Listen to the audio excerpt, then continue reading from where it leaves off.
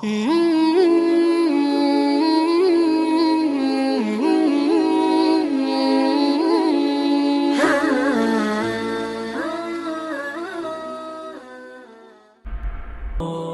muslimin yang dimuliakan Allah Subhanahu wa taala. Bicara tentang huru-hara hari kiamat, berarti kita bicara tentang perkara yang sangat besar sekali. Karena di antara rukun iman yang wajib seorang muslim itu mengimaninya adalah beriman dengan hari akhir. Seorang muslim harus yakin bahwa akan ada hari yang dijanjikan Allah Subhanahu wa taala, kehidupan setelah kematian, dan itu dimulai dengan adanya kehancuran alam semesta. Taib, kita mulai dari tanda-tanda kiamat dulu. Sebenarnya ibu bapak yang dimuliakan Allah Subhanahu wa taala, tanda-tanda kiamat itu sudah hampir banyak bermunculan, terutama tanda-tanda kiamat kecil. Akan tetapi tanda-tanda kiamat besar tentu tidak ada yang tahu kecuali Allah Subhanahu wa taala. Tetapi adanya hari kiamat itu pasti dan pasti akan ada. Memang Nabi SAW tidak menyebutkan kapan tanggalnya, kapan bulannya, dan kapan tahunnya. Nabi hanya menyebutkan harinya saja, hari Jumat. Karena di hari Jumat itu hari di mana Nabi Adam diciptakan, di mana Nabi Adam dimasukkan ke dalam sorga, di mana Nabi Adam diturunkan ke bumi, dan hari itu pula kiamat dibangkitkan di waktu duha. Tapi tanggalnya kapan, bulannya kapan, tahunnya kapan, Allahu a'lam. Kenapa Allah Subhanahu wa taala merahasiakan? Kenapa tidak dijelaskan saja bahwa tanggal sekian, bulan sekian, hari sekian, tahun sekian kiamat? Kenapa pula dirahasiakan? Rahasia adanya kiamat itu sebuah hikmah agar kita persiapan. Dan Allah Subhanahu wa taala berfirman, "Wa tazawwadu fa inna khaira zadit taqwa." Berbekalah kalian, persiapkanlah oleh kalian, dan sebaik-baik persiapan adalah takwa, melaksanakan perintah dan menjauhi larangan. Di zaman Nabi SAW ada Arab Badui. Arab Badui itu Arab yang tidak memiliki akhlak. Jadi kalau di zaman sekarang ada orang nggak punya akhlak, itu namanya Badui. Jadi kalau orang Bandung nggak punya akhlak, Badui. Jadi orang Badui ini datang kepada Nabi SAW bertanya tentang kapan kiamat. Kata Arab Badui ini, "Ya Rasulullah, mata sa'ah?" Rasul, kira-kira kapan kiamat itu?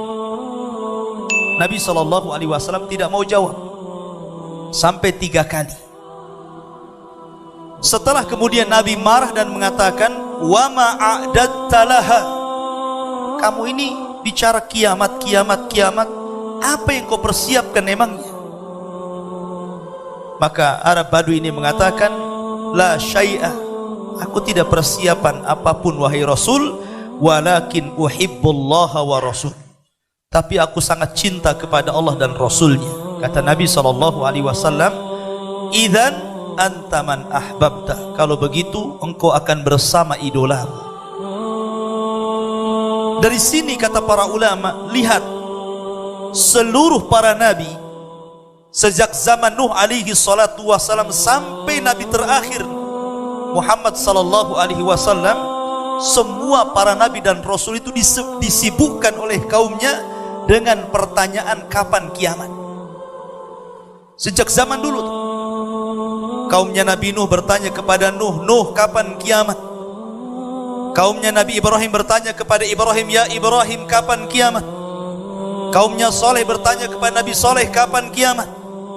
Kaumnya Nabi Musa juga disibukkan Musa dengan pertanyaan kapan kiamat. Seluruh para nabi disibukkan dengan pertanyaan kapan kiamat. Termasuk Rasul kita juga. Rasul kapan kiamat? Tetapi dalam hadis yang lain, Nabi SAW pernah ditanya oleh malaikat Jibril kapan kiamat. Nabi SAW hanya menjawab, mal mas'ulu anha bi'a'lama minas sa'il. Orang yang ditanya tidak lebih paham dari orang yang bertanya.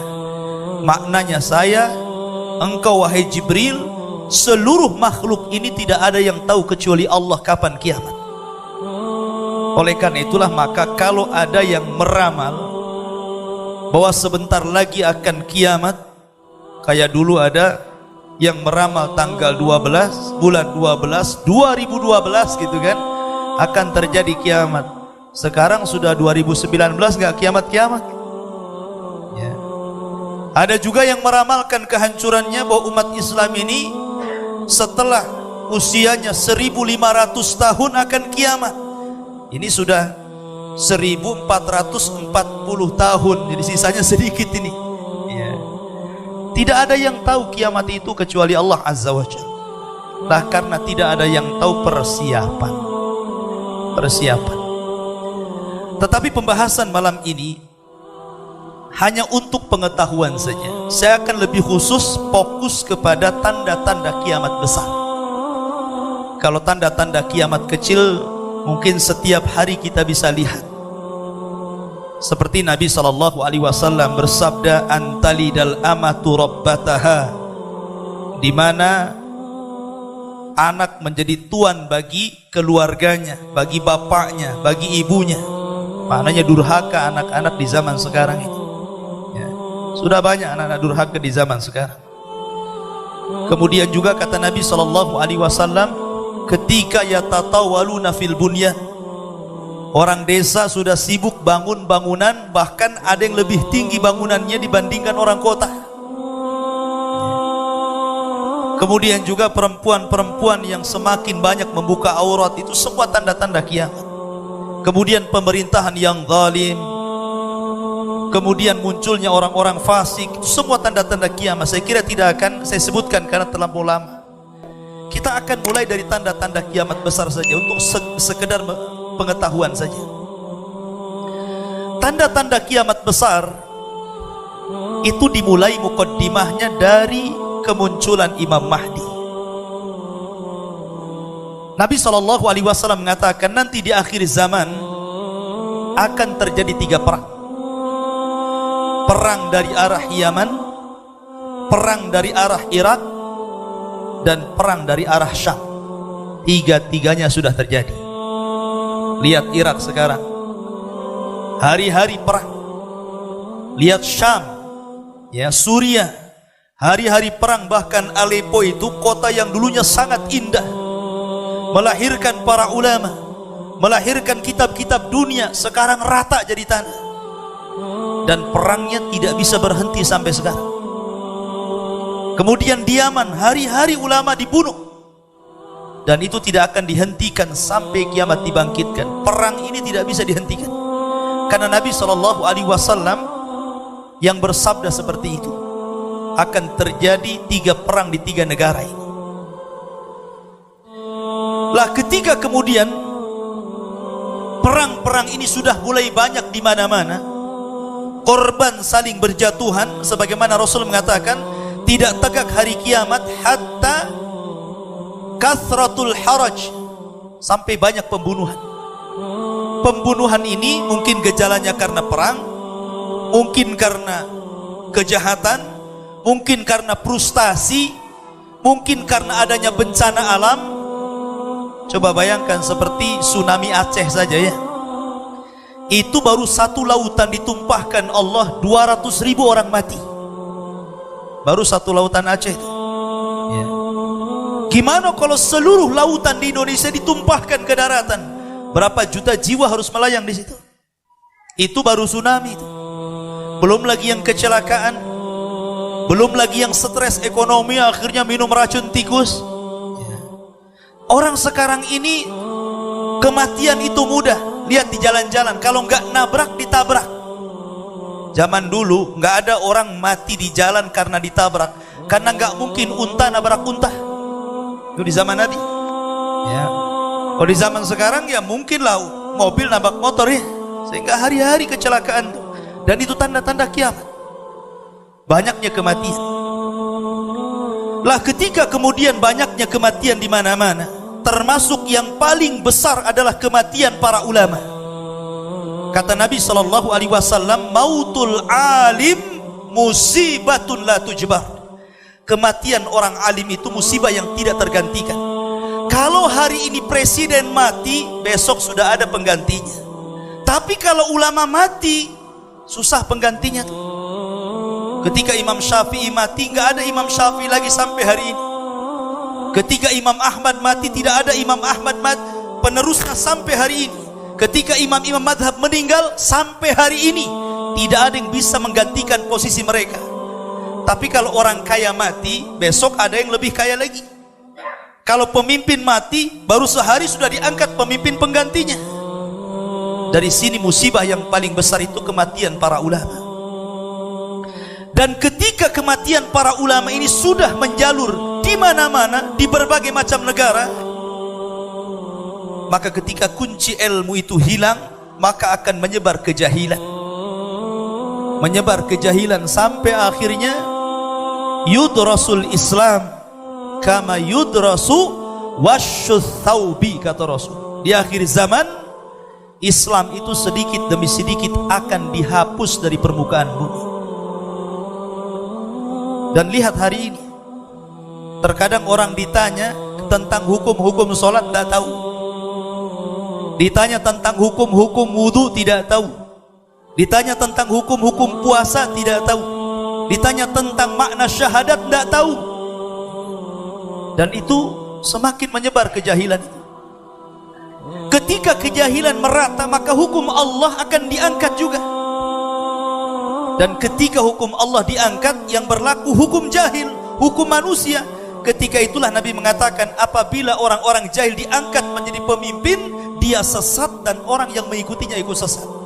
Lah ketika itu manusia rindu, ingin memiliki pemimpin keadilan yang bisa membawa mereka kepada keselamatan. Mereka menanti-nanti kapan Imam Mahdi muncul. Kapan Imam Mahdi muncul? Rupanya di Indonesia ada Imam Mahdi orang Medan. Ya, tapi nggak usah dipercaya itu. Saya dengar di Medan ada orang ngaku Imam Mahdi. Bukan di Medan juga, di Jawa ada. Bahkan perempuannya namanya Lia Aiden, bukan Lia Edan ya, Aiden. Itu ngaku Imam Mahdi juga, padahal Imam Mahdi laki-laki, kenapa jadi perempuan? Tetapi muqaddimah tanda-tanda kiamat ini, ketika munculnya seseorang yang kata Rasul namanya sama dengan namaku dan nama bapaknya sama dengan nama bapakku, Muhammad bin Abdillah, bukan Lia Eden. Lah, Muhammad bin Abdillah ini muncul ketika terjadi kerusuhan di Syam. Dan Syam sekarang sedang rusuh. Rusuh Syam itu, hari-hari orang mati. Bukan 1, 2, ratusan bahkan ribuan orang meninggal itu. Seolah-olah nyawa itu tidak ada harganya kalau orang-orang yang hidup di Syam hari ini. Lah ketika manusia semakin merindukan ada pemimpin-pemimpin yang bisa mengantarkan mereka kepada keadilan, disitulah Allah munculkan seseorang yang namanya sama dengan nama Rasul dan nama bapaknya sama dengan nama bapak Rasul, Muhammad bin Abdillah, atau dikenal dengan Al-Imamul Mahdil Muntadhar. Dia keturunan daripada Hasan ibnu Ali ibnu Abdil Muttalib. Bukan seperti Imam Mahdi yang diprasangkakan orang Syiah, namanya Muhammad Hasan Al-Ash'ari, keturunan Husain.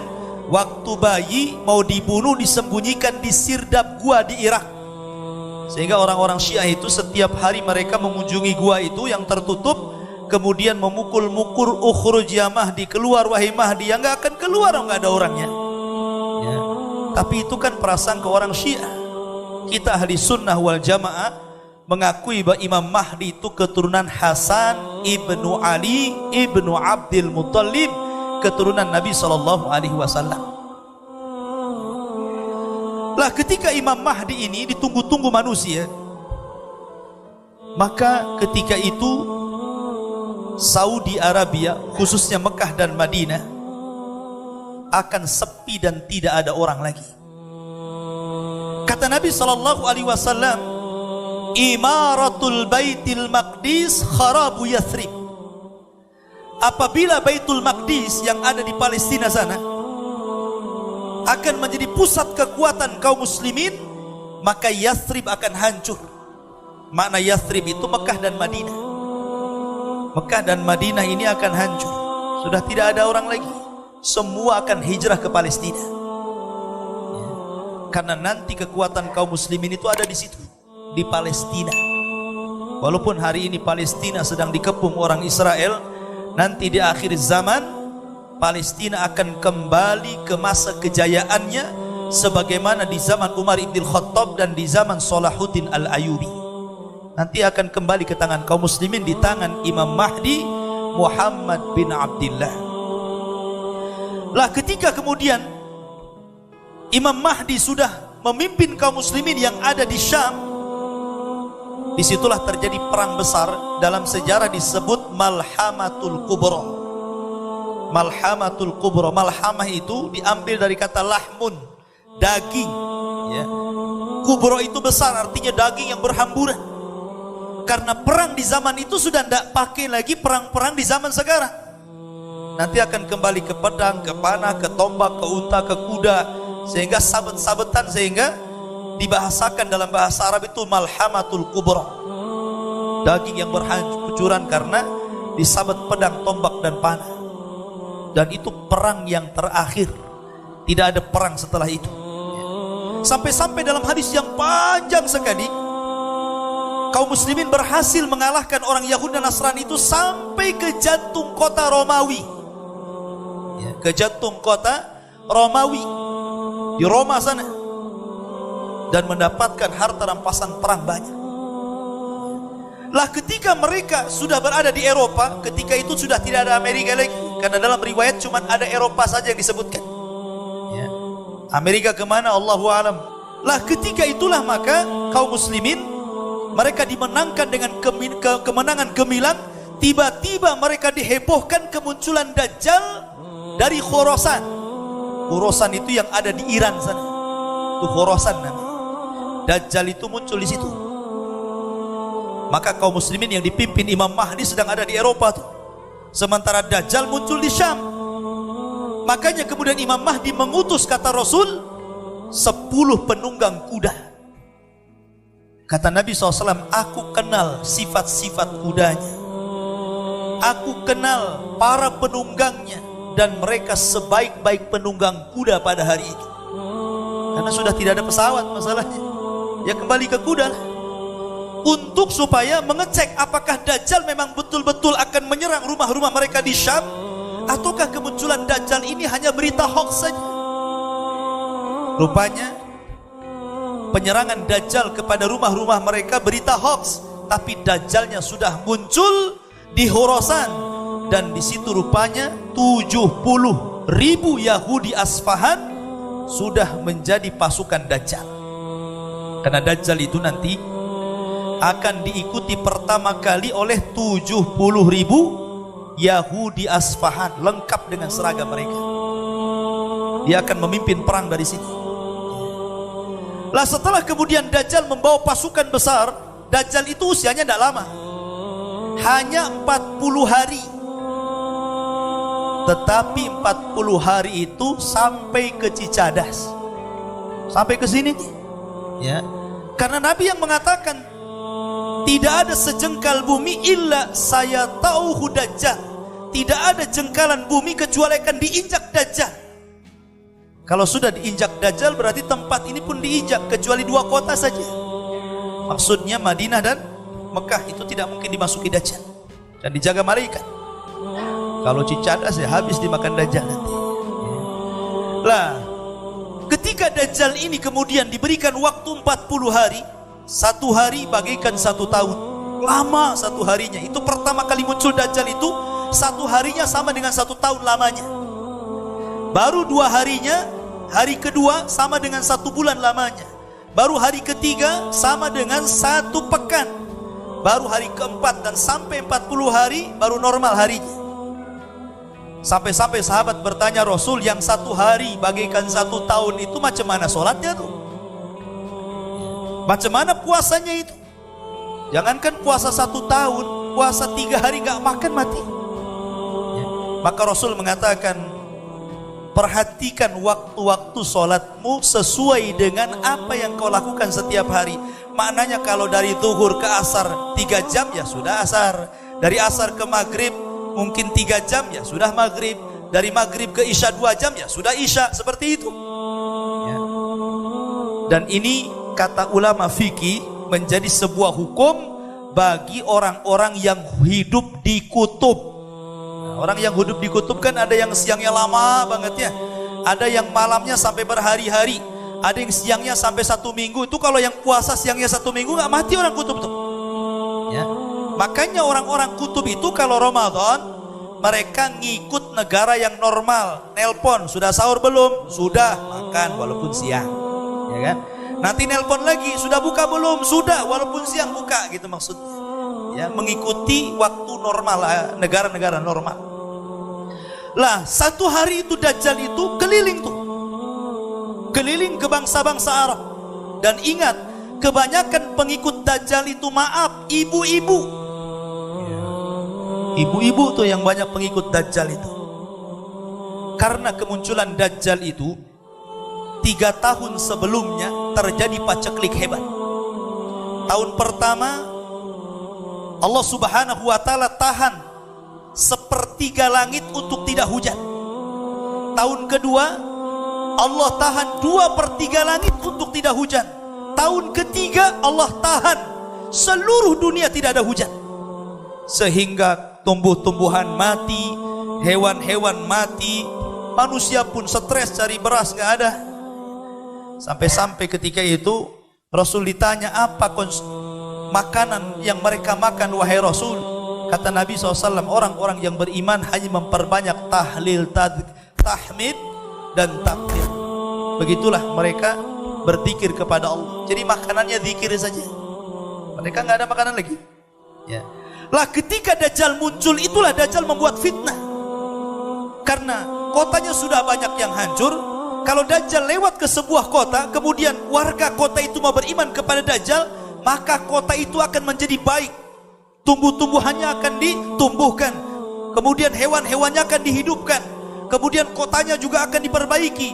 Wanita-wanitanya akan dikasih emas, perak, tas, macam-macam. Apa yang mau dimaukan perempuan dikasih ya kan? Kenapa dari situ banyak perempuan yang pengikut Dajjal? Karena Dajjal itu membawa kemewahan. Dajjal itu tidak membunuh. Dajjal itu membawa fitnah agama. Dia itu hanya membunuh orang yang gak ikut dia saja. Kalau orang ikut dia, bukan tidak dibunuh, bahkan disenangkan, dibahagiakan, dikasih kekayaan. Apa maunya kita dikasih? Sampai-sampai suatu ketika Dajjal itu berbicara sampai bumi, ukhruji kunuzaki, keluarkan pembendaharaanmu wahai bumi, dan tampakkan di hadapan manusia. Maka akan keluar emas, perak, jamrud, macam-macamnya. Makanya dari situ kebanyakan yang ikut Dajjal itu ibu-ibu. Kenapa? Karena ada 2 perkara. Pertama, ibu-ibu itu naqisatu aqlin, maaf Bu ya, kurang akalnya karena ikut perasaan. Yang kedua, naqisatu dinin, kurang agamanya karena waktu haid tidak sholat, waktu haid tidak puasa. Kalau laki-laki kan gak ada haid. Kalau laki-laki haid LGBT namanya ya kan? Jadi laki-laki dia tidak kurang agama, laki-laki sempurna akalnya. Kalau ada masalah, laki-laki biasanya ikut akal. Kalau perempuan ada masalah, ikut perasaan. Makanya hukum talak itu ada pada laki-laki, bukan pada perempuan. Kalau hukum talak ada perempuan, hari-hari orang yang talak berjubel di pengadilan agama itu ramai. Tapi karena talak dipegang laki-laki, agak sedikit di PA. Kenapa? Karena ikut akal. Mikir kalau laki-laki. Kalau perempuan ada SMS nyasar saja langsung, udah kita cerai saja, katanya kan begitu. Makanya perempuan itu udah ikut dajjal. Sampai-sampai dalam hadis saking takutnya bapak-bapak istrinya ikut dajjal, anak perempuannya ikut dajjal, sampai dirantai kayak orang gila.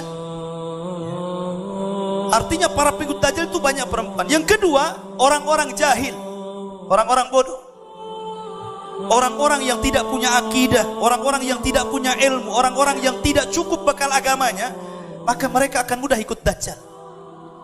Karena dajjal itu membawa neraka dan sorga, sorganya neraka dan nerakanya adalah sorga. Dan dia akan keling selama 40 hari. Ketika dajjal berusaha untuk masuk kota Mekah, nggak bisa, karena malaikat mengelilingi kota Mekah.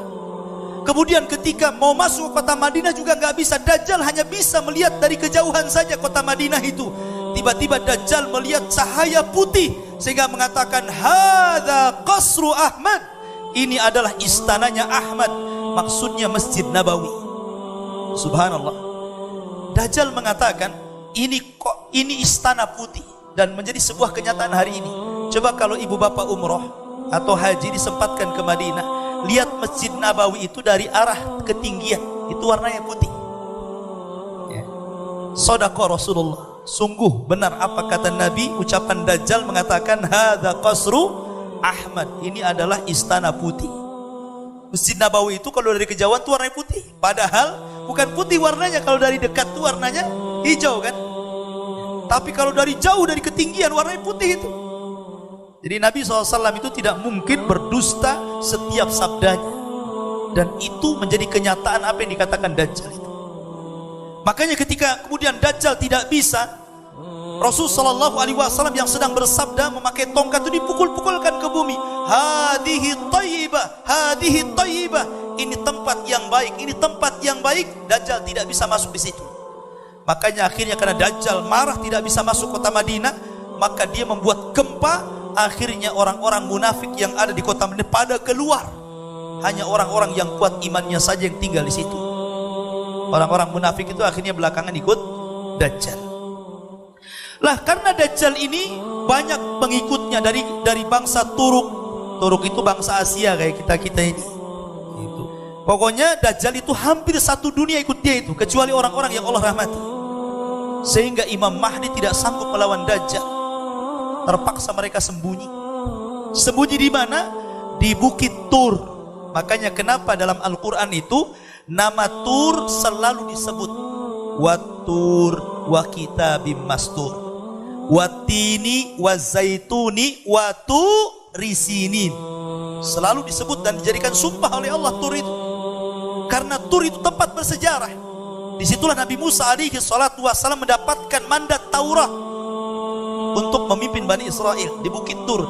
Di situ pula Imam Mahdi bersembunyi, di Bukit Tur itu. Sampai-sampai karena lamanya bersembunyi, kehabisan bekal, sampai-sampai Rasul mengatakan kepala kerbau jauh lebih mulia, lebih berharga dibandingkan ribuan dinar. Karena yang mereka butuhkan makanan, bukan uang. Lah akhirnya karena sudah kehabisan makanan, mereka kalau tetap tinggal di situ mati kelaparan. Akhirnya Imam Mahdi kemudian memutuskan, kita kalau tetap di sini kita mati konyol. Bagaimana kalau seandainya kita besok turun dari bukit ini, perang dengan Dajjal, kalah menang, yang penting kita syahid. Lah ketika itulah kompak sepakat kaum muslimin untuk perang habis-habisan. Di waktu subuh itulah, setelah kemudian satu di antara mereka memandangkan azan, tiba-tiba langit gelap. Setelah gelap, tiba-tiba muncul cahaya yang sangat terang sekali. Ketika mereka menoleh ke langit, rupanya ada dua malaikat yang sedang mengapit Isa bin Maryam. Isa turun dari langit. Karena Dajjal tidak bisa dibunuh kecuali oleh seorang nabi. Kata Nabi SAW, kalau Dajjal hidup di zamanku, aku yang akan membunuhnya. Tetapi kalau aku mati dan Dajjal muncul, maka setiap jiwa pasti mati, ikut Dajjal atau mati. Ya, karena tidak ada yang bisa melawan Dajjal kecuali seorang nabi. dan yang ditugaskan adalah Nabi Isa. Tapi dia turun bukan sebagai Nabi, tapi orang biasa yang dimandatkan dan ditugaskan untuk membunuh Dajjal, membunuh babi, mematahkan salib, dan berhukum dengan hukum keadilan. Sebagaimana Al-Quran sudah mengatakan bahwa Isa itu tidak dibunuh, Isa tidak disalib, bahkan Isa itu diangkat ke langit dan di akhir zaman akan turun. Itulah bahasa Quran. Ya. Lah Isa inilah akhirnya bergabung dengan tentara Imam Mahdi. Dia yang memimpin perang. Akhirnya ketika kemudian qomat mulai dikumandangkan, kata Imam Mahdi, ya Ruhullah, wahai ruh Allah, taqaddam, silahkan jadi imam. Tapi Isa tidak mau. Akhirnya Isa mengatakan setiap kaum itu ada amirnya, silahkan anda saja yang maju. Maka Imam Mahdi jadi imam dan Isa pun ikut syariat Rasul. Masyarul muslimin yang dimuliakan Allah Azza wa Jalla. Lah akhirnya Nabi Isa bin Maryam ini sholat di belakang Imam Mahdi. Setelah sholat selesai, baru kata Isa ketika dikumpulkan para prajurit, kata Nabi SAW, Isa akan mengusap seluruh wajah tentara itu. Demi Allah, kata Rasul SAW, mereka adalah manusia terbaik waktu itu. Bahagialah orang-orang yang diusap oleh Isa bin Maryam, karena ketika Isa mengusap wajah mereka itu, Isa menyebutkan tingkatan mereka di sorga. Bukan mereka masuk sorga, ya. Menyebutkan tingkatan di sorga. Kalau sudah menyebutkan tingkatan di sorga, ya pasti masuk sorga. Maka Isa bin Maryam ketika itu memberikan 3 pilihan. Ini di bawah Dajjal dan pasukan tuh. Kata Isa bin Maryam, kalian tidak usah turun. Saya memberikan 3 pilihan kepada kalian. Pertama, saya akan berdoa kepada Allah agar Allah mengirim bencana alam. Biar bencana itulah yang meluluhlantakkan Dajjal dan para pasukannya. 1. Yang kedua, aku akan berdoa kepada Allah biar Allah membangkitkan pasukan, tapi bukan kalian. Biar pasukan ini saja yang akan memerangi mereka sampai habis. Atau yang ketiga, kalian siap perang bersama aku. Aku yang akan memimpin kalian. Aku yang akan membunuh Dajjal dan kalian perangi pengikutnya. Dan aku akan berdoa para pengikut Dajjal tidak sanggup mengangkat pedang sehingga kau tinggal tebas saja kepalanya. Milih mana? Milih yang nomor 3 rupanya. Karena apa? Tinggal tebas masalahnya. Ya kan? Akhirnya milih yang nomor 3, siap perang dipimpin Nabi Isa. Maka turunlah setelah sholat subuh, akhirnya melawan Dajjal. Ketika Dajjal itu melihat Isa, dia tahu dia akan dibunuh Isa, lari dia. Ya. Akhirnya dikejar Isa sampai ke Babil Lut. Babil Lut itu kota di tengah Israel. Di Israel itu ada kota namanya Babil Lut. Disitulah Dajjal itu akan dibunuh, karena orang-orang Yahudi menganggap bahwa Dajjal itu penyelamat mereka. Jadi kalau Islam menunggu-nunggu Imam Mahdi Muhammad bin Abdullah, kalau orang Yahudi itu menunggu Metius ataupun Dajjal, istilah kita, penyelamat mereka. Ya. Nah dari situ Dajjal kemudian dibunuh di Babil Lut oleh Isa bin Maryam. Dan pasukan kaum muslimin sebagaimana doa Isa, tinggal tebas-tebas saja dia. Ya. Akhirnya pasukannya tahu Dajjal mati, mereka tunggang langgang, sembunyi di batu-batu bisa bicara. Hei muslim, nih orang kafir di balik saya, bunuh saja dia, katanya. Sembunyi di pohon, begitu juga ngomong. Sembunyi di lubang, tidak ada satupun makhluk Allah kecuali bicara. Hei muslim, kafir di sini bunuh saja. Kecuali satu pohon namanya Gharqad. Gak mau ngomong dia. Makanya orang Israel hari ini banyak-banyak nanam pohon borkot. Ya, hadisnya bocor sampai mereka. Tetapi sayang kebakaran, nanam lagi. Ya kan? Dan kemarin kebakaran tuh, habis pohon borkotnya, ditanam lagi, mudah-mudahan kebakaran lagi. Ya. Karena hanya pohon itu yang tidak akan bicara dan melindungi orang-orang kafir. Lah setelah Dajjal mati, kemudian kaum muslimin pun berhasil mengalahkan orang-orang kafir. Maka yang selamat dari orang-orang kafir Yahudi dan Nasrani, mereka diberikan 2 pilihan oleh Isa, masuk Islam atau mati. Kalau di zaman Nabi SAW 3 pilihan, masuk Islam Kalau tidak, bayar upeti. Kalau tidak, mati. Tapi di akhir zaman gak ada upeti-upetian. Cuma dua aja pilihannya, mati atau masuk Islam. Akhirnya sebagian besar orang-orang kafir itu masuk Islam. Inilah isyarat firman Allah Azza wa Jal, wa im min ahlil kitabi illa la yu'minanna bihi qabla mautihi. Sesungguhnya kelak sebagian ahli kitab akan beriman kepada Allah lewat Isa sebelum kematiannya. Jadi akan berbondong-bondong orang Yahudi Nasrani masuk Islam karena Isa bin Maryam. Sehingga ketika itu semua orang beriman. Kata Nabi SAW, tuba liman asya ba'dal masih. Beruntung orang-orang yang hidup di masa Isa diturunkan Allah Azza wa Jalla.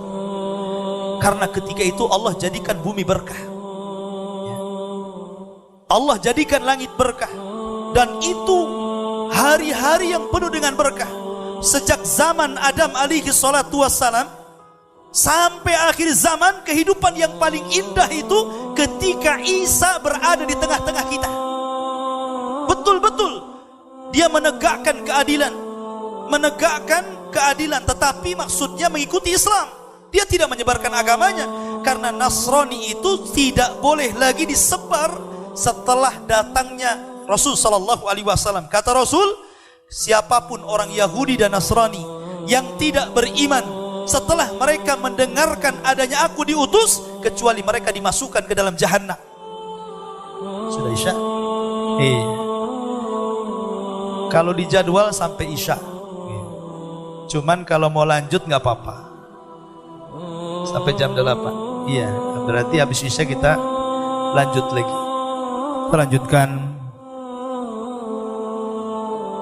masih membahas tentang silsilah alamat kiamat besar. Kemarin tadi kita bicara tentang masalah Dajjal ya, sampai Dajjal tadi. Ibu bapak yang dimuliakan Allah Subhanahu wa ta'ala, fitnah Dajjal itu lebih besar dibandingkan fitnah harta, lebih besar dibandingkan fitnah keluarga, bahkan lebih besar daripada fitnah perang sekalipun. Dari situlah Nabi SAW mengingatkan kepada kita bahwa tidak ada satupun nabi dari para nabi-nabi sebelum Rasul kecuali mengingatkan umatnya tentang bahayanya fitnah Dajjal ini. Makanya kenapa dalam sholat, sebelum Anda mengakhiri sholat dengan salam, di situ kita disuruh untuk berlindung dari 4 perkara. Salah satunya fitnah Al-Masihid Dajjal. Kemudian setiap malam Jumat kita disunnahkan untuk membaca 10 ayat awal atau akhir dari surah Al-Kahfi, karena itu sebagai perlindungan dari fitnah Dajjal ini. Dan itu dirutinkan setiap sholat kita dan setiap Jumat. Maknanya karena melihat besarnya fitnah Dajjal ini. Tetapi tadi sudah dijelaskan, tidak mungkin kita satu bab saja Dajjal gak akan selesai. Intinya bahwa Dajjal akan mati dan dibunuh oleh Isa bin Maryam. Lah setelah Isa bin Maryam kemudian hidup bersama Imam Mahdi selama 7 tahun. Imam Mahdi kemudian meninggal, karena Imam Mahdi itu berkuasa hanya 7 tahun saja, habis itu meninggal. Setelah meninggalnya Imam Mahdi, kekuasaan di tangan Isa bin Maryam. Ketika itulah kata Nabi SAW, Isa memimpin dengan keadilan. Banyak orang-orang kafir masuk ke dalam Islam, tapi hanya selang beberapa tahun tiba-tiba Allah kejutkan, di mana sebuah benteng besar yang pernah dibangun oleh Dzulqarnain, benteng itu tiba-tiba hancur.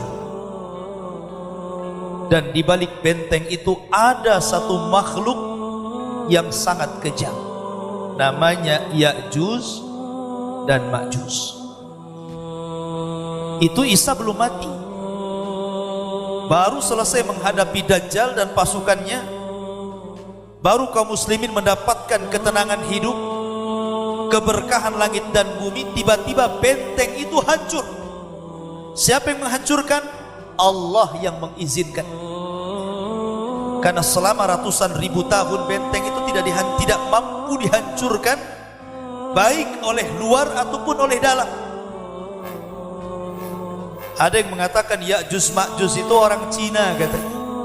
Bentengnya ya tembok Cina itu katanya. Tembok Cina sudah hancur sebagiannya. Ini benteng gak bisa dihancurkan. Dan dalam surah Al-Kahfi, benteng itu terbuat dari besi yang dilumuri oleh tembaga. Kalau tembok Cina bukan dari besi, dari bata yang ditumpuk-tumpuk, dirudal pun hancur. Artinya bahwa itu sebagian orang yang mengatakan Ya'juj Ma'juj itu Cina katanya. Tapi saya katakan tidak benar. Ada yang mengatakan Ya'juj Ma'juj itu pernah keluar.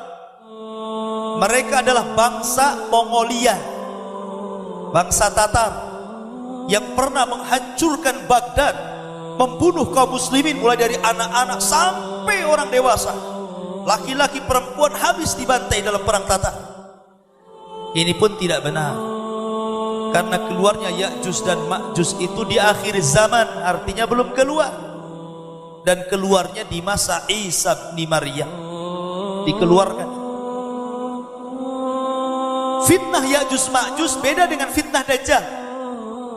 Kalau fitnahnya Dajjal itu fitnah agama, Dajjal itu minta disembah, Dajjal itu mengaku Tuhan dan diberikan keanehan sehingga orang percaya itu Tuhan.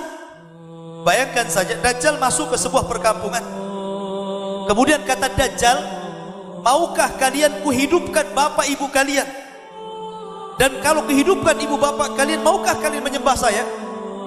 Akhirnya betul Dajjal datang ke kuburan, kemudian mengatakan, keluarlah kalian. Semua orang yang di kuburan keluar tuh, baik. Tetapi tentu itu sihir.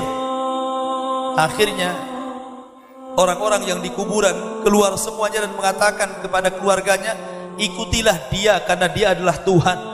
Dari situlah banyak orang yang menyembah Dajjal. Tapi fitnahnya Ya'juj Ma'juj tidak. Dia tidak membawa fitnah seperti Dajjal. Dia hanya membawa fitnah kerusakan. Ketika keluar dari benteng itu yang dibuat Dzulqarnain yang disyaratkan dalam surah Al-Kahfi, maka mereka seperti min kulli hadabin yansilun, seperti air bah yang turun dari ketinggian, saking banyaknya. Bahkan Rasul mengatakan jumlah mereka 999 dari mereka banding 1 dari kita. Jadi kalau anda melawan Ya'juj dan Ma'juj, berarti satu orang melawan 999 Ya'juj Ma'juj. Kira-kira menang atau kalah? 1 lawan 10 aja babak belur, mau 1 pula lawan 999 gitu ya, ya mati. Makanya kata Rasul, kaum ini nggak bisa dibunuh, nggak bisa diperangi, saking banyaknya. Akhirnya Isa pun bersembunyi lagi. Karena Ya'juj Ma'juj ini ngeri. Dia kanibal. Dia membunuh kemudian memakan bangkainya itu. Tetapi Ya'juj Ma'juj itu bukan hewan. Ya'juj Ma'juj itu bukan makhluk selain manusia, tidak, mereka manusia. Cuman manusia yang primitif yang terkurung di sebuah gua, dan Allah berikan usia yang panjang kepada mereka. Dan Allah berikan keturunan yang banyak kepada mereka, sampai-sampai satu Ya'juj itu tidak mati sampai punya 1000 keturunan baru mati. Ya. Kalau sudah 1000 keturunan baru dia mati itu. Makanya jumlahnya banyak. Menurut pendapat Abdullah bin Abbas radhiyallahu anhu, sehingga ketika benteng itu keluar, kloter pertama keluar, kemudian melintasi sebuah danau namanya Tiberias. Tiba-tiba mereka mendapatkan air diminum habis sampai kering. Kloter kedua bingung, lah ini tadi masih banyak airnya kok nggak ada, saking banyak yang minum. Dan danau itu sekarang penuh airnya, tapi sebentar lagi danau itu akan hilang. Lah Ya'juj Ma'juj ini kalau dikeluarkan kerjanya ngerusak saja, dia membunuh. Sehingga di luar kabilahnya, di luar Ya'juj Ma'juj kayak kita ini, semua dibantai, semua dibunuh. Yang selamat itu hanya yang bersembunyi bersama Isa bin Maryam.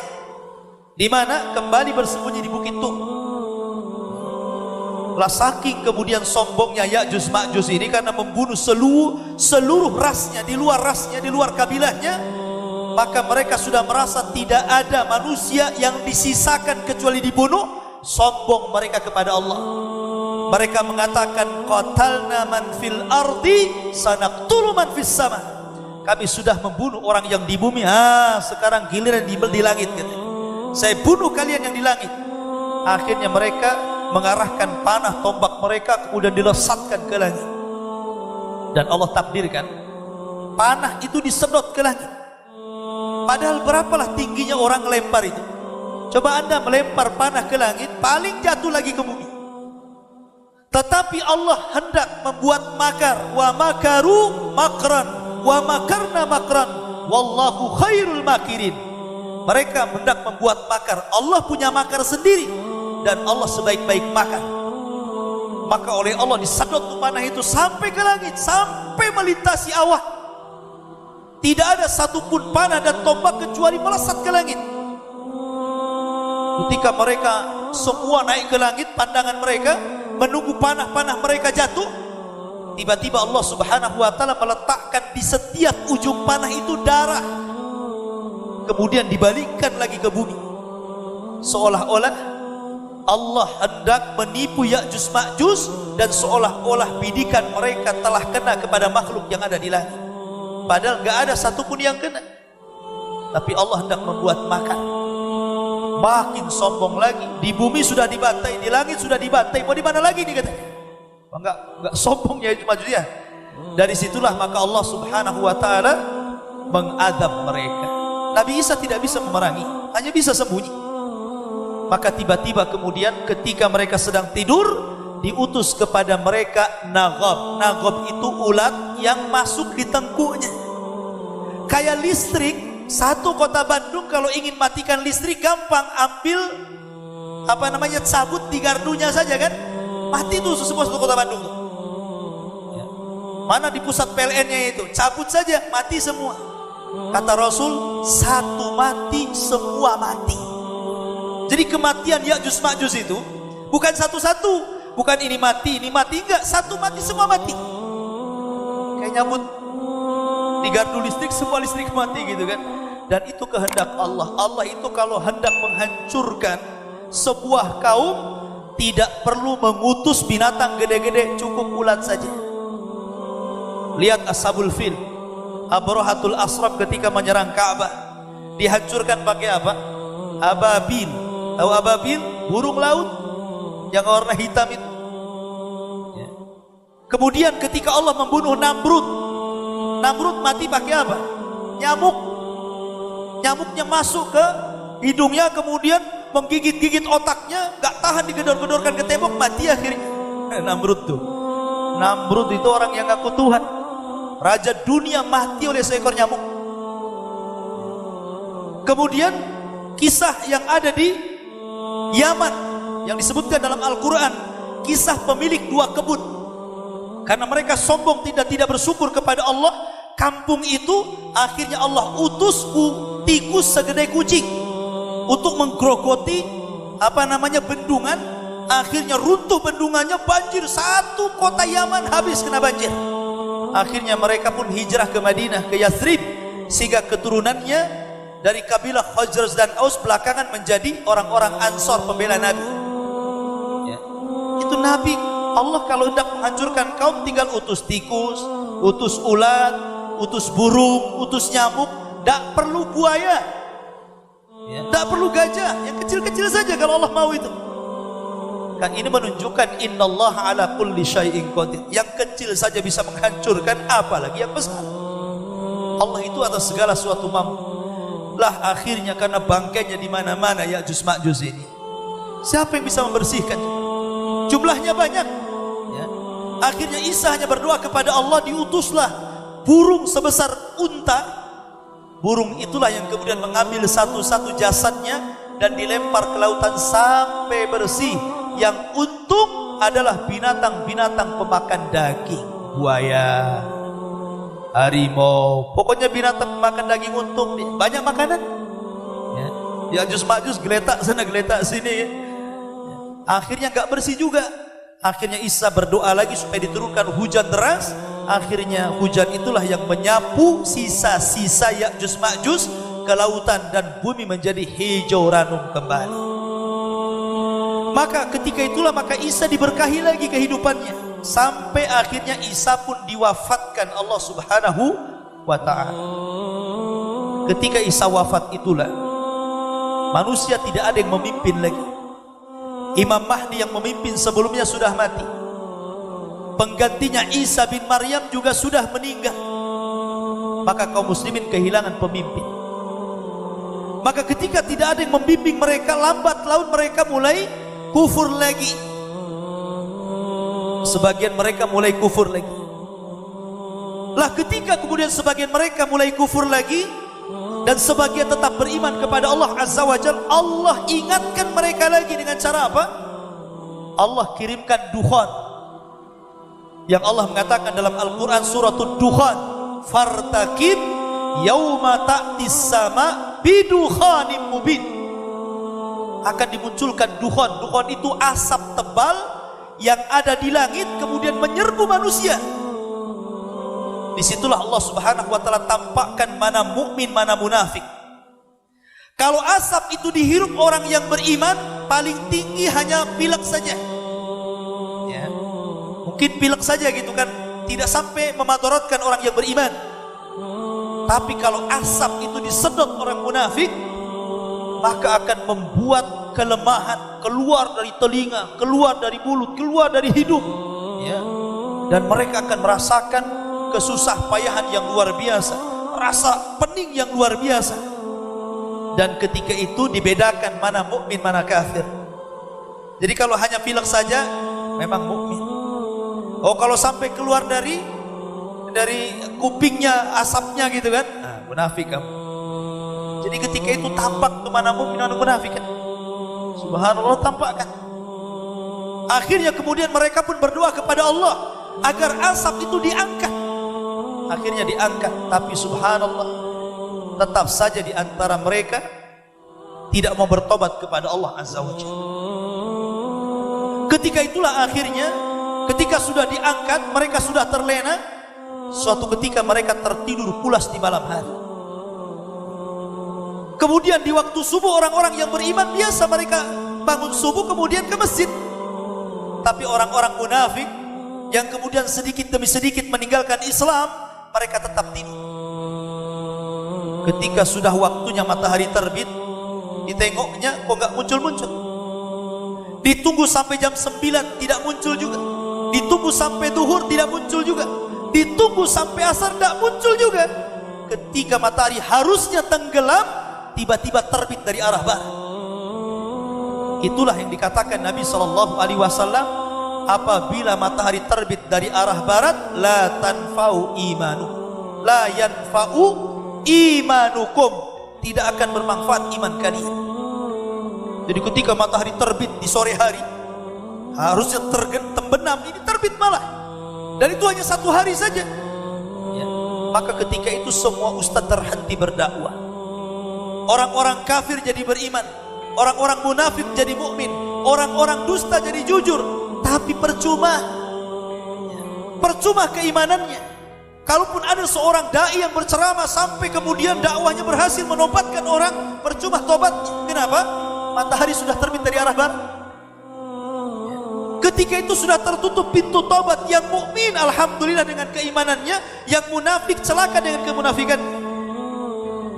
Baru selang 2 hari, dalam riwayat ada yang mengatakan 1 hari, dari matahari terbit dari arah barat, tiba-tiba muncul binatang dari perut bumi. Binatang itu disebut dabatun minal ard. Binatang yang besar, ketika keluar dari perut bumi, kepalanya baru nempel di awan, kakinya belum keluar dari bumi. Besar. Disebut dalam Al-Quran, akhrajna lahum dabatun minal ard. Akan dikeluarkan binatang melata dari perut bumi, tukallimuhum, dan bicara dengan manusia. Binatang ini tidak akan membunuh, binatang ini tidak akan merusak. Binatang ini hanya diberikan tugas oleh Allah menstempel orang. Dalam riwayat yang dhaif, yang lemah, binatang ini di tangan kanannya membawa stempel Nabi Sulaiman, dan di tangan kirinya membawa tongkat Nabi Musa. Kalau ketemu orang kafir, dipukul wajahnya sama tongkat, akhirnya gosong. Kalau ketemu orang yang beriman, langsung dicap kepalanya, di jidatnya langsung bercahaya.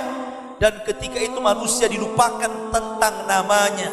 Saya nggak tahu namanya siapa, Anda nggak tahu namanya siapa. Ketika itu sebutan cuma dua, mukmin dan kafir, dan itu dilihat dari tanda wajahnya. Sudah nggak pakai nama lagi, tapi tidak tersinggung karena nggak tahu namanya. Jadi mukmin kafir, mukmin kafir. Mau kemana? Mau jalan-jalan, Fir? Mau ke sawah, Min? Gitu aja ya.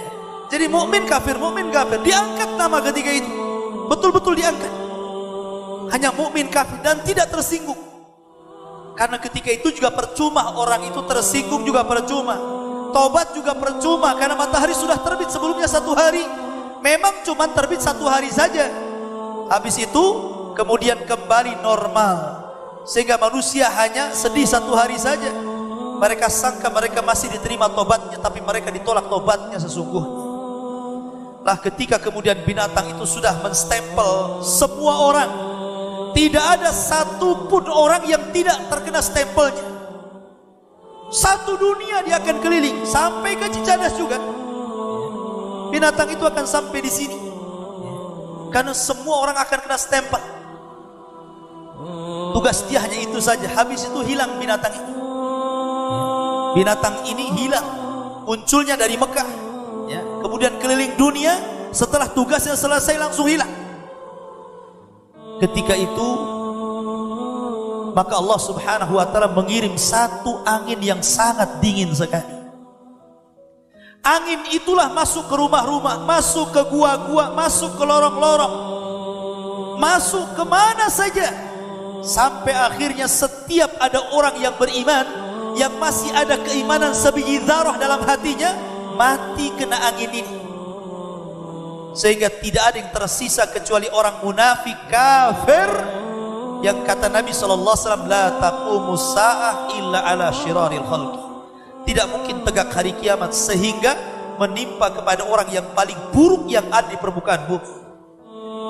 Ketika seorang yang beriman pada mati semuanya, yang tinggal hanya munafik, kafir, orang jahat, ketika itulah Allah Subhanahu wa ta'ala munculkan larva api yang terpendam di perut Aden. Dan itu sudah sesuai dengan penelitian NASA. NASA itu meneliti dengan satelitnya tentang sabda Nabi SAW bahwa akan keluar api dari Aden, Yaman. Rupanya di bawah perut Aden itu memang ada api besar, dan itu sudah lewat penelitian. Akan muncul di akhir zaman api itu, kemudian membakar segala sesuatu kecuali manusia, tidak dibakar. Ya, kalau kena hutan terbakar, kena binatang terbakar, kena rumah terbakar, tapi sama manusia nggak bakar. Api itu hanya mengikuti di belakang kita saja. Kalau kita jalan, dia jalan. Kita diam, dia diam. Kita jalan lagi, dia jalan. Sampai ketika api itu menggiring semua manusia satu dunia ke satu tempat yang disebut dengan Syam. Kata Nabi, Syam ardu mahsyarin, tempat berkumpulnya manusia di akhir zaman. Ketika satu dunia tergiring dengan api, kemudian berkumpul di Syam, disinilah detik-detik kiamat dibangkitkan. Allah Subhanahu wa ta'ala memerintahkan Israfil untuk meniup sangkakalanya. Yang pertama kali pingsan adalah orang yang sedang memberi minum untanya. Kaget dia, kemudian pingsan. Kemudian disusul orang yang di pasar-pasar, yang di jalan-jalan. Setiap terdengar trompet, itu suara trompet Al-Qari'ah yang disebutkan dalam surah Al-Qari'ah. Al-Qari'atu mal-Qari'ah wa ma adraka mal-Qari'ah yauma yakunun nasu kal farashil mabthus. Qari'ah itu suara yang keluar dari trompetnya Israfil, disebut Qari'ah bahasa Arab. Keluar Qari'ah itu.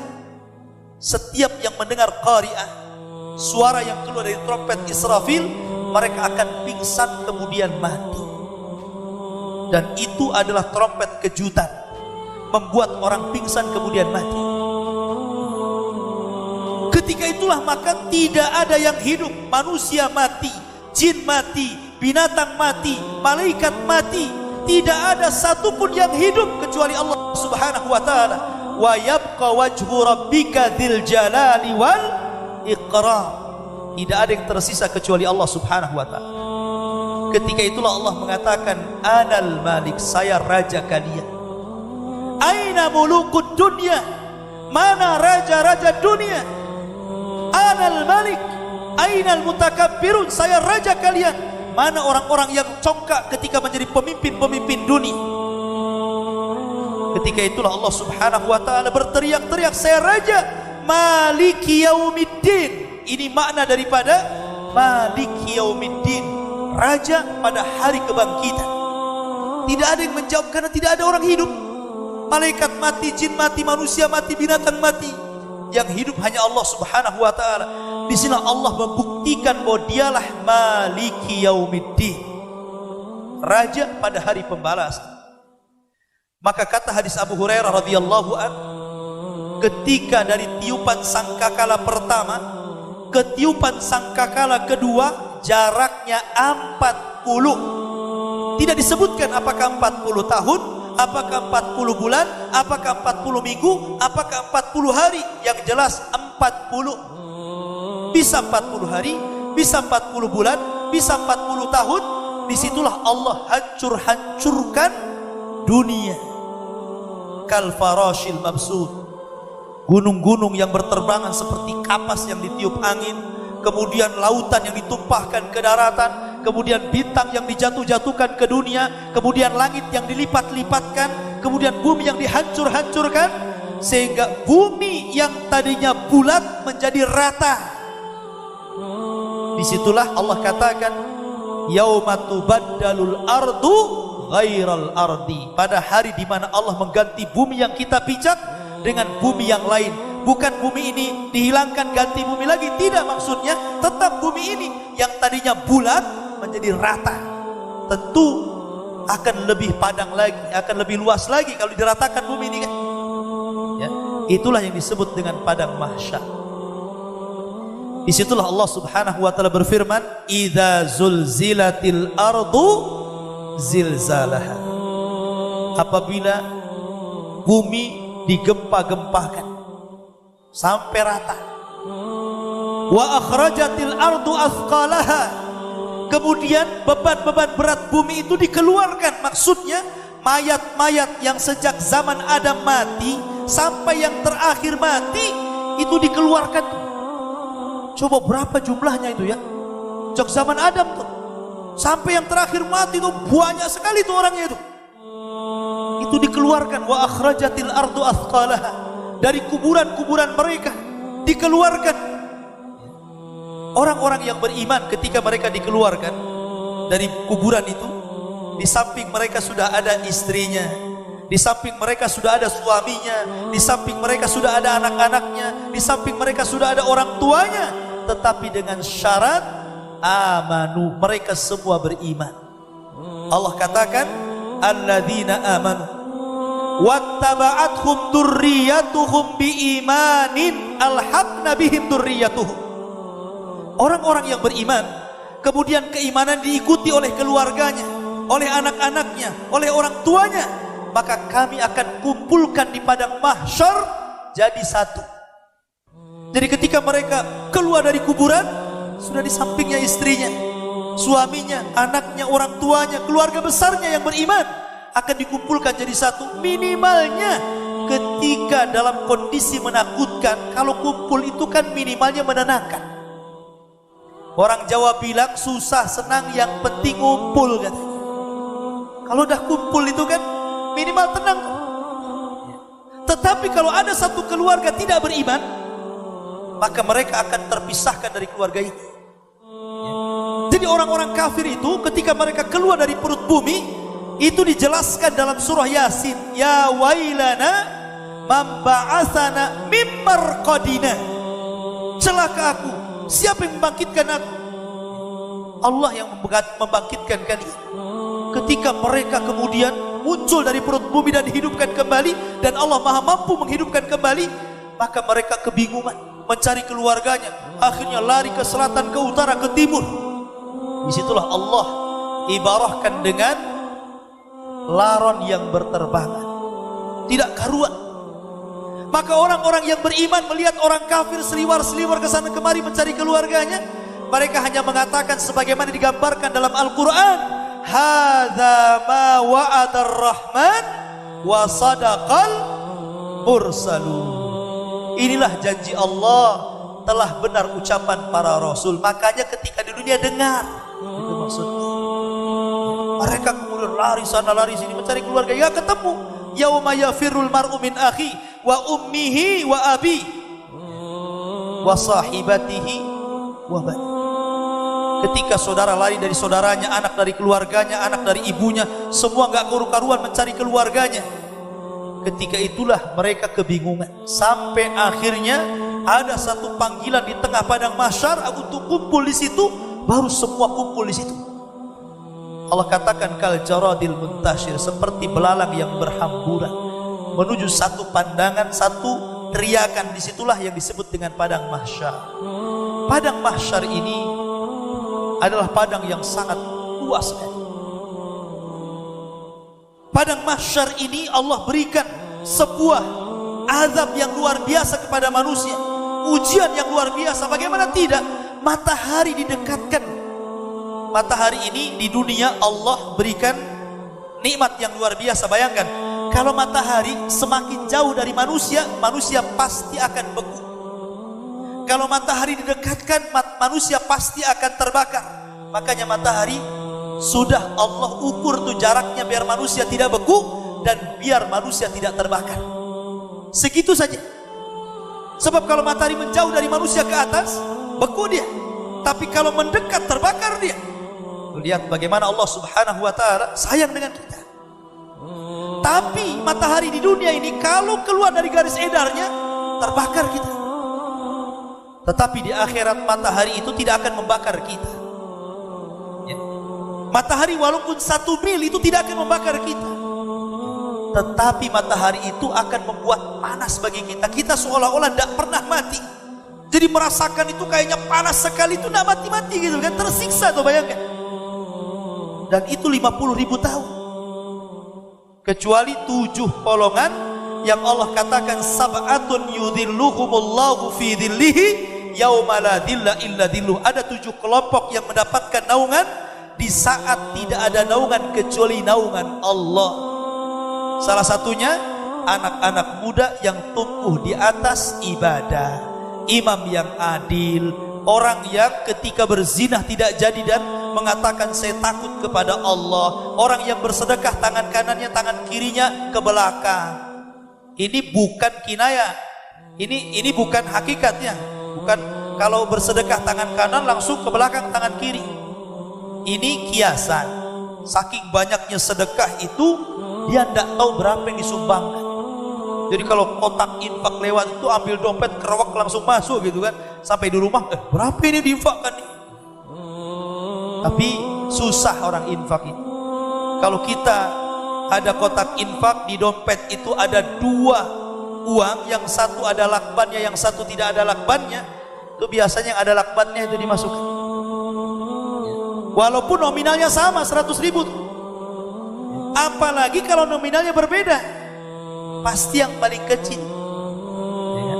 Padahal Rasul mengatakan apa? infak tangan kanan dan tangan kiri nggak tahu itu maksudnya kinayah dari banyak berinfak sampai lupa diri. Kalau sekarang kan diingat-ingat. Apalagi orang riya itu biasanya ingatannya kuat. Orang riya itu ingatannya kuat. Walaupun 20 tahun dia nyumbang itu masih ingat orang riya itu biasanya. Ini dulu saya yang sumbang nih 100 juta saya masih ingat. Sakit hati saya karena apa? Banyak-banyak sumbang pujiannya cuma 3 kalimat. Tahu gitu 10 juta saja saya katanya. Ya. Ada orang yang seperti itu. Nah itu kelompok-kelompok tadi itu yang 7 kelompok itu yang mendapatkan naungan.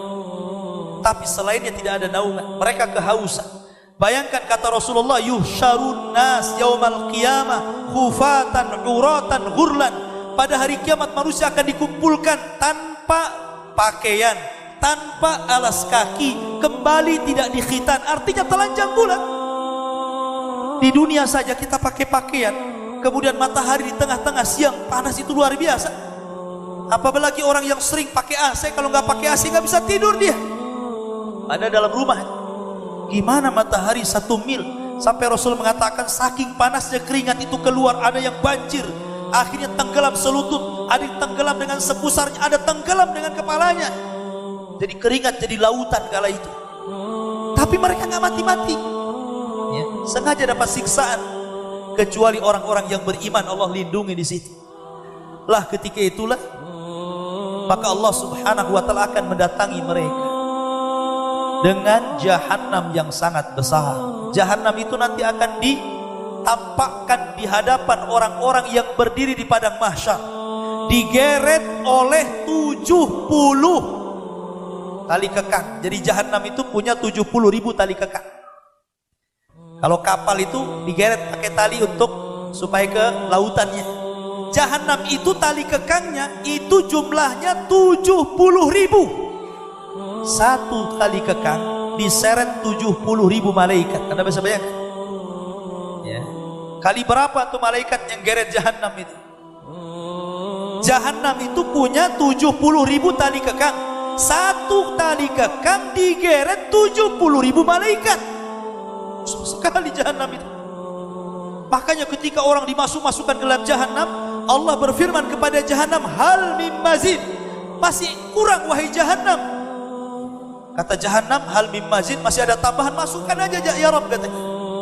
Akhirnya karena enggak penuh-penuh jahanam, Allah masukkan kakinya baru penuh. Bayang.